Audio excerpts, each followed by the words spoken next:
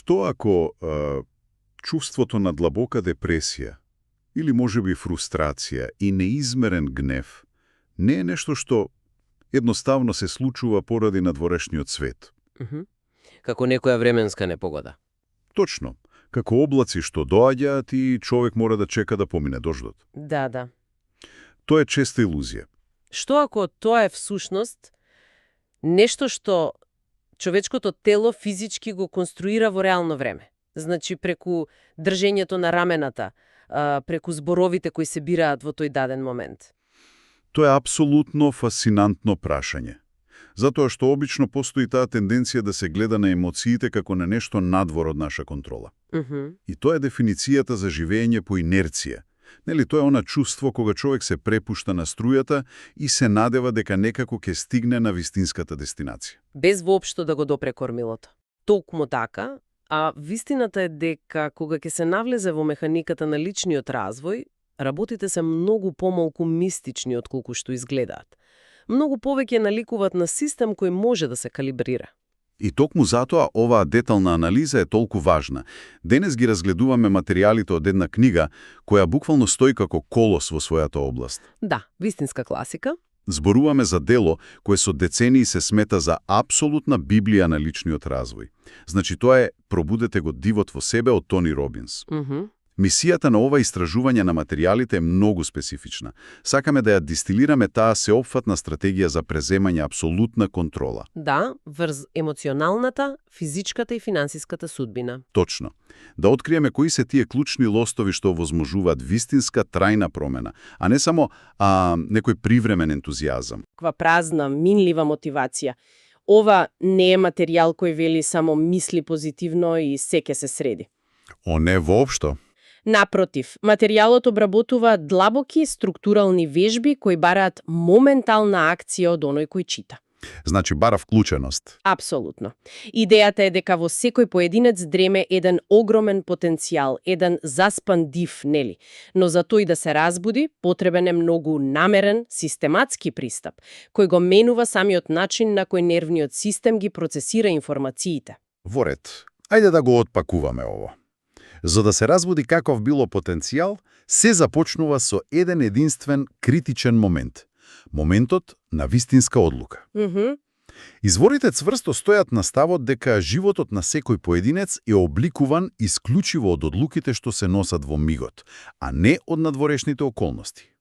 И тука не станува збор само за оние големи животни крстопати. Да, луѓето често мислат само на големите одлуки. Точно. А всушност се работи за 3 клучни микроодлуки кои човечкиот мозок ги прави во буквално секоја секунда од постоењето. Тие 3 микроодлуки се всушност филтерот низ кој секој од нас ја доживува реалноста. Значи, прво е на што се фокусираме во даден момент, второ е каква значење им придаваме на тие нешта и трето, каква акција ќе преземеме во врска со тоа. За да биде појасно, да замислиме ситуација каде некој ненадејно го губи работното место. Добар пример. Фокусот на таа личност може веднаш да се стесни исклучиво на загубата и на неплатените сметки. Значењето кое мозокот му го придава на тој настан може да се протолкува како катастрофален личен неуспех. Или доказ за неспособност, нели? Точно. И како резултат на тоа, акцијата е повлекување во себе и апатија. Додека пак, од друга страна, некој друг, во потполно истата ситуација, може да ги донесе тие 3 микроодлуки сосема различно. Апсолутно. Фокусот може да биде на фактот дека сега има слободно време, кое предходно го немал. Да.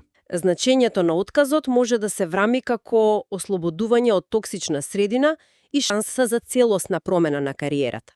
Следствено, акцијата ќе биде ажурирање на резимето и испраќање нови апликации уште истиот ден. Значи, околностите се идентични.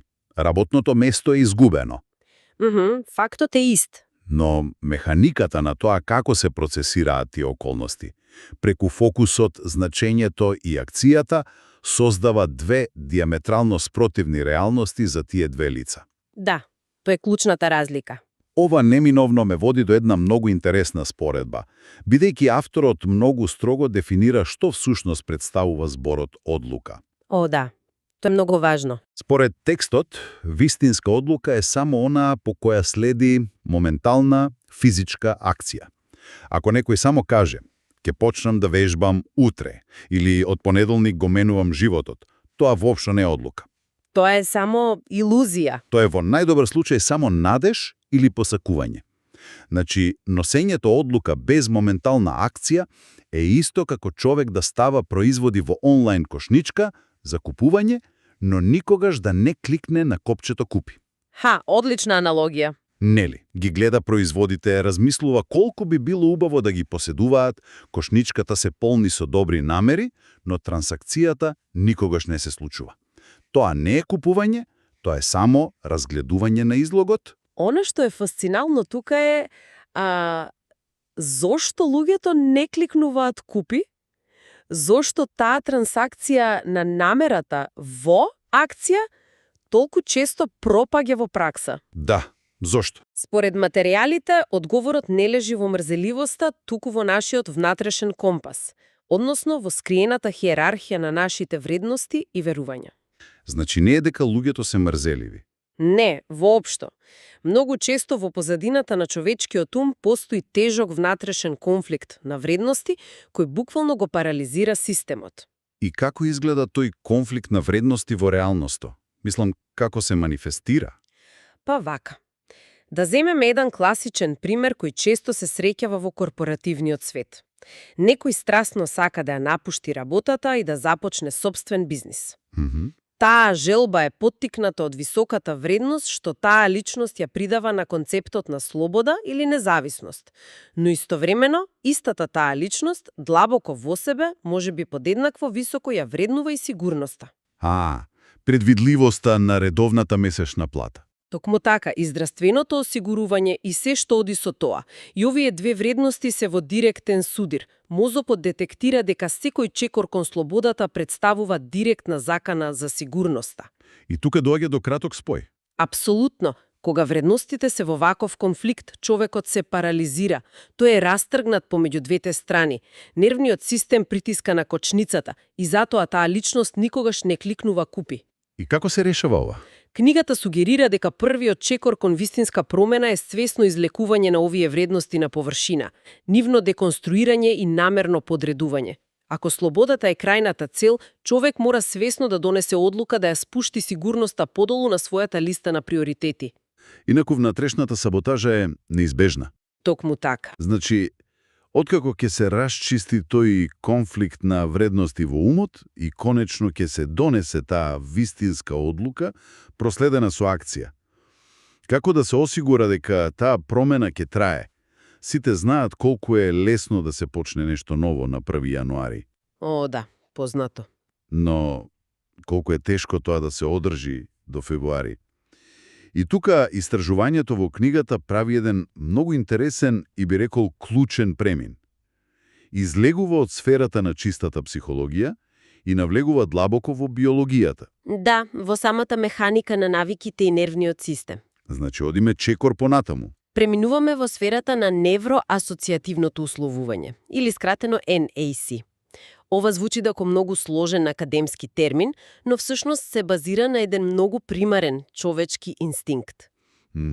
Објасни ни малку повеќе за тоа. Огромната желба да се избегне болка или силната потреба да се добие задоволство. Значи, болка и задоволство, тоа е се. Тоа е основниот оперативен систем на човекот. Но тука не зборуваме само за филозофска болка и задоволство, туку за тоа како неуроните физички се поврзуваат во мозокот. И како тоа се применува во пракса за менување на длабоко вкоренети навики. Изворот спомена класични примери со прекинување на навиката за пушење или прејадување. Ако некој знае дека нешто е штетно, зошто мозокот продолжува да го бара тоа? Затоа што за да се прекине една длабоко вкоренета лоша навика, не е доволна само логика или волја. Волјата е како мускул кој се заморува и на крајот се троши. Се истрошува по неколку дена. Да. Она што е потребно е промена на самите невролошки асоцијации. Да го земеме примерот со пушењето. Ако цигарата во мозокот е невролошки поврзана со задоволство, со релаксација после тежок ден или припадност во друштвото, човекот секогаш ќе се враќа на неа. Нормално. Да. Замислиме тој невронски пат како еден широк асфалтиран автопат. Секогаш кога човекот ќе запали цигара, мозокот гради подебел слој околу тој нервен пат, правејќи го патувањето на сигналот се побрзо и поавтоматско. Тоа значи дека лошата навика е буквално линија на помал отпор во мозокот. Токму така. За да се прекине таа шема, тој стар автопат мора да се блокира. Таа навика мора свесно, намерно и интензивно да се поврза со огромна, неподнослива емоционална болка. Значи, без разлика дали е тоа длабока визуализација на тешка болест или замислување на губењето на саканите. Да, или чувство на екстремно губење на контролата. Истовремено, новата здрава навика, која треба да ја замени старата, мора инстантно да биде поврзана со огромно задоволство. Значи, не е само ментална вежба. Воопшто. Ова не е само психолошка игра, ова е процес на буквално кршење на вообичаениот начин на реагирање преку емоционален шок, за да се принуди мозокот да изгради нова, помала уличка, која со тек на време и повторување ќе стане новиот автопат. Добро. Тука мора малку да реагирам, бидејќи, иако ова со градењето невронски патишта звучи многу логично за долгорочни промени, изворите одат и еден радикален чекор понатаму. Да, за физиологијата. Точно. Зборуваат за моментална промена преку физиологијата. Се тврди дека најбрзиот начин да се промени емоционалната состојба во дадена секунда е едноставно да се промени физиономијата на телото. Дека ако некој што е исправено, со рамената наназад, гледа високо нагоре и се смее со целото лице, апсолутно е невозможно невролошки да биде депресивен во тој момент. Да, така се тврди. Искрено, ова ми звучи премногу лесно. Дали навистина е толку едноставно? Ако некој се соочува со вистинска животна трагедија, тешка тага или гнев, дали навистина може само да ги исправи рамената, да земе длабок здив и пуф, проблемот е решен? Звучи малку како ефтин трик. Разбирам. И тој скептицизам е сосема на место. Јас сум свесна дека тоа е многу честа реакција. Навистина на прв поглед звучи како екстремно поедноставување на комплексни човечки емоции. Па да, така звучи. Но ако го поврземе ова со пошироката слика за тоа како функционира биологијата, тука воопшто не се работи за магично бришење на реалните проблеми. Се работи за прекинување на моменталната биохемиска јалка. Океј, јамка велиш. Да. Кога човек чувствува страв, тага или депресија, телото никогаш не останува неутрално. Тоа зазема многу специфична, еволутивна физичка форма. Рамената паѓаат напред. Точно. За да ги заштитат виталните органи, дишењето станува исклучително плитко, погледот е насочен надолу, оваа физичка поза константно испраќа повратен сигнал до мозокот кој вели: да, во опасност сме, продолжи да лачиш хормони на стрес. Значи телото и мозокот се во постојана комуникација и постојано си ја потврдуваат приказната еден на друг. Телото му вели на мозокот: тажни сме, а мозокот му враќа на телото: во право си, еве ти уште малку кортизол. И тоа создава совршен затворен круг од кој е тешко да се излезе само со размислување. Со свесно, нагло и енергично менување на таа физичка состојба. Како, например, со силно исправување на арбетот. Да, и длабоко диафрагматско дишење и менување на фокусот на погледот нагоре. Со тоа човекот намерно и насилно ја прекинува таа затворена биохемиска јамка. Значи го прекинуваш сигналот. Физичката шема е скршена. Тоа го принудува нервниот систем да престане со производство на истата хемија. Повторно, ова не значи дека финансискиот проблем или личната загуба исчезнале. Нормално, проблемот е се уште таму. Значи дека состојбата во која човекот се наоѓа за да се справи со тој проблем е драстично променета. Променета е од состојба на целосна парализа и безпомошност во состојба на ресурсна моќ и јасност. Значи, физиологијата е едноставна алатка. Најбрзиот можен лост за ресетирање на хардверот. Апсолутно кажано. Ова е одлична перспектива и навистина помага да се свати механизмот. Но ова отвора една нова дилема. Да, чуеме. Ако телото е хардверот, кое можеме брзо да го ресетираме преку промена на ставот и дишењето за да изгасиме моментален пожар, што се случува кога човек постојано, секој божи ден, сам ги пали тие емоционални пожари преку начинот на кој размислува? Аха, влегуваме во подлабоки води. Што е со софтверот кој работи во позадина? Мислам на нашиот константен внатрешен монолог. И овде стигнуваме до моќта на прашањата и зборовите. Според материјалот, квалитетот на човечкиот живот директно и недвосмислено зависи од квалитетот на прашањата кои поединецот си ги поставува себе си. Тоа е еден од најмоćните концепти. Разликата е огромна помеѓу менталитет на жртва, каде прашањето кое постојано се врти е зошто секогаш ова ми се случува мене, и менталитет на раст, каде прашањето е како можам да ја искористам оваа ситуација, или дури што е добро во ова што се уште не го гледам. Тие прашања функционираат како моćни рефлектори во темница. Човечкиот мозок е ултимативната машина за барање одговори. Ако човек го праша сопствениот мозок зошто сум толку неспособен, мозокот нема да го игнорира прашањето. Тој веднаш ќе почне да пребарува низ архивата на минатото. И ќе ги најде сите докази. Сите претходни грешки, сите падови и ќе му понуди на човекот детална листа на докази за да ја потврди таа неспособност. Но ако истиот тој човек свесно го промени прашањето во кој е најбрзиот начин да ја подобрам ова ситуација сега, Мозокот веднаш го менува фокусот. престанува да бара докази за вина и почнува да бара решенија. Прашањата го насочуваат фокусот. Фокусот го менува доживувањето на реалноста, а тоа ги менува емоциите. И ова не води до еден од најмоćните, а можеби и најподценетиот концепт во целата книга – речникот на емоции. Или концептот на трансформацијски речник. Еве, каде станува навистина интересно. Идејата дека зборовите што ги бираме за да го опишеме нашето искуство не се само пасивни етикети кои ја опишуваат реалноста, туку тие всушност активно ја креираат. Точно така. Ние ги создаваме емоциите со зборовите. Изворот дава еден неверојатно практичен пример. Ако некој во стресна ситуација избере да каже «бесен сум», тој збор носи огромна емоционална тежина. Огромна. Самиот збор е агресивен, поттикнува конфликт и целото веднаш реагира на таа команда.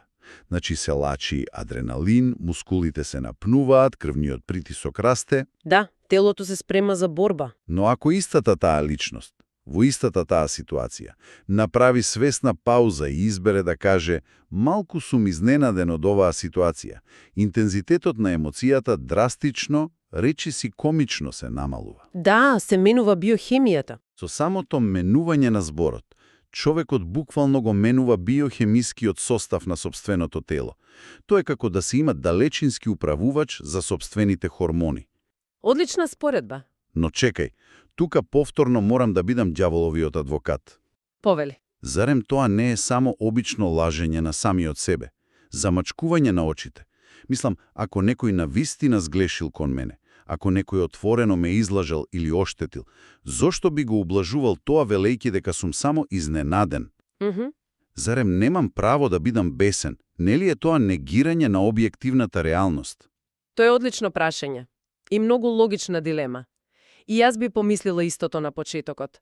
Но концептот на трансформацијски речник не промовира негирање на реалноста или потиснување на емоциите. Напротив, се работи за стратешко менаџирање на сопствената состојба, за да може проблемот ефикасно да се реши. Значи, не е игнорирање на фактите? Не, да се вратиме на биологијата. Кога човек е вистински бесен, неговиот префронтален кортекс, делот од мозокот задолжен за логика и решавање проблеми, буквално се исклучува. Системот е преплавен со адреналин и човекот преминува во режим на преживување, напад или бегство. Во таква состојба, интелигентно решавање на конфликтот е невозможно, следи само деструкција. Нема разум во таа состојба. Со свесното намалување на интензитетот на зборот од бесен во фрустриран или изненаден, човекот не вели дека проблемот не постои. Тој само го спречува сопствениот нервен систем да влезе во црвената зона. Значи, ја задржува биохемиската контрола. Да, што му овозможува да размислува јасно и да го повика другиот на одговорност, без притоа самиот да изгуби контрола. Тоа има огромна смисла. Значи, не станува збор за игнорирање на фактите, туку за зачувување на капацитетот за нивно решавање. Точно. И тоа директно се надоврзува на уште еден клучен концепт. Невидливите правила што луѓето си ги поставуваат за тоа како треба да функционира светот за тие да бидат среќни. Ова е можеби најкорумпираниот дел од софтверот кај повеќето луѓе. На што точно мислиш со корумпиран софтвер? Па многу поединци се хронично несреќни, не затоа што животот им е објективно лош, туку затоа што несвесно креиране екстремно строги, речиси невозможни правила за тоа што треба да се случи за тие да се чувствуваат добро. Како, например? Например, нечие правила можеби гласи: ќе бидем навистина среќен само ако мојот бизнис заработи 1.000.000 евра оваа година, ако мојот партнер секогаш без исклучок ги чита моите мисли и потреби и ако никогаш не направам ниту една грешка пред колегите. Леле, тоа е навистина застрашувачки кога ќе се каже на глас.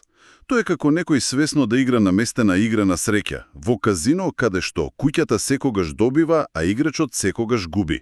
Токму така.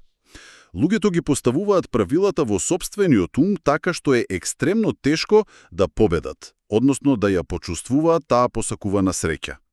Имаат огромна ригидна листа на невозможни услови кои зависат од безброј надворешни фактори врз кои немаат контрола. А од друга страна, ако ги погледнеме правилата за тоа колку е лесно да се биде несреќен, за да бидат фрустрирани, тажни или лути, доволно е само некој да ги погледне на погрешен начин во сообраќајот, кафето да им биде малку поладно од вообичаено или времето надвор да биде облачно. Условите за тага се трагично лесни за исполнување. Апсолутно трагични. И тука авторот сугерира нешто брилијантно. Да се сврти играта. Да се наместат правилата во наша собствена корист. Да се променат критериумите. Лесно да се исполни условот за среќа. Например, правилото да гласи «Среќен сум секогаш кога учам нешто ново» или «Среќен сум секогаш кога ќе забележам нешто убаво во денот». А екстремно тешко да се исполни условот за тага и очај. И тука се спојуваат сите елементи од сложувалката. Зборовите што ги користиме, прашањата што ги поставуваме и вредностите што ги негуваме, буквално ги креираат тие правила во реално време. Кога човек свесно ќе го промени својот речник, кога неговиот внатрешен диалог ќе престане да бара докази за трагедија, тој веќе ги менува правилата на играта. Го отежнува патот до негативната состојба. Точно, бидејќи нервниот систем повеќе не е програмиран да реагира бурно на секоја ситница. Тоа е активно, свесно програмирање на сопствената реалност, наместо пасивно прифаќање на реакциите што ни ги наметнува околината и старите навики. Па, што значи сето ова? Кога ќе се собере се на едно место од оваа детална анализа, гледаме дека материјалот од «Пробудете го дивот во себе» не нуди само интересна теорија за размислување пред спиење. Не, многу е повеќе од тоа. Нуди многу јасни, практични и пред се мерливи лостови за преземање контрола. Зборувавме за одлуки кои мора да бидат проследени со моментална акција, инако се само илузија. Зборувавме за храброста да се расчисти внатрешниот конфликт на вредности кој не парализира.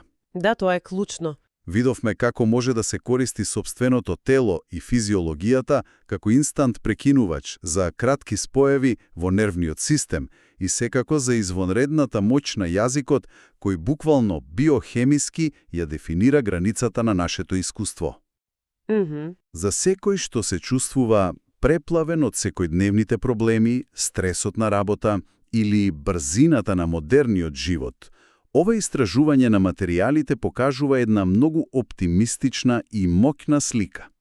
Покажува дека враќањето на контролата во сопствените раце не е мистичен процес кој мора да трае со години. Воопшто не мора. Понекогаш најдлабоката промена може да се случи во еден единствен микроскопски момент, преку свесна промена на фокусот, намерна промена на зборот што се користи за да се опише болката или дури и само преку исправување на сопственото тело. И сето ова неминовно води кон една многу подлабока дилема која вреди да се истражи. Да чуеме? Ако ја прифатиме целата оваа механика за која зборувавме, ако нашата емоционална реалност не е фиксна и објективна вистина, туку е всушност биохемиска реакција која е директно предизвикана и модулирана од зборовите што самите ги бираме и од физичката положба што во моментот ја заземаме. Што тогаш? Тогаш, дали нашите негативни емоции се некогаш навистино 100% објективни? Или пак ние сме секогаш, во секој момент, главните архитекти на сопствената реалност? Леле? Дури и во оние моменти кога сме најубедени дека сме апсолутно автентични и целосно оправдани во нашата тага, беспомошност или гнев. Дали можеби несвесно самите сме ги дизајнирале правилата така што дождот секогаш да паѓа врз нас? Ова покренува едно важно прашање. Тоа е навистина провокативна мисла што долго одекнува по затворањето на овие материјали. И можеби најдобриот прв чекор не е да се обидеме да го промениме целиот свет одеднаш. Не, само да се погледнеме себе си прво. Токму така.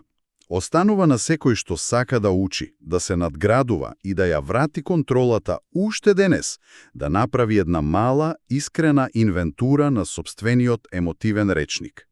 Да забележи кои зборови секојдневно ги користи и какви правила поставил за сопствената среќа. Да, тоа е најдобриот почеток. Затоа што, само така, со менување на микроодлуките, чекор по чекор, може вистински да се разбуди тој внатрешен див за кој зборува авторот. До следното истражување,